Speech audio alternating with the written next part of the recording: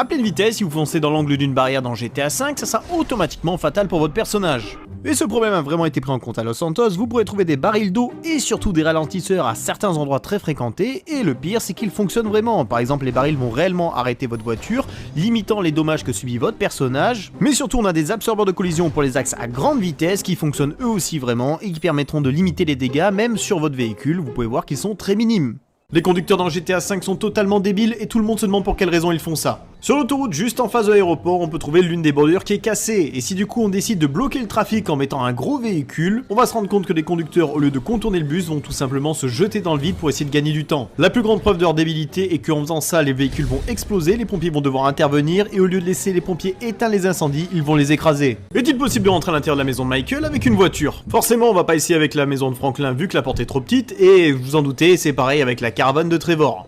Par contre, la maison de Michael a une double porte, donc forcément c'est beaucoup plus grand. Si on essaye avec la voiture personnelle de Michael, impossible de rentrer, la voiture est bien trop large. Par contre, la voiture de Tracy étant beaucoup plus petite, elle aura la taille parfaite pour entrer à l'intérieur de la maison. Comme si c'était fait exprès, vous pourrez même aller vous balader au milieu du salon de Michael, poser la voiture devant le canapé et aussi aller embêter votre famille en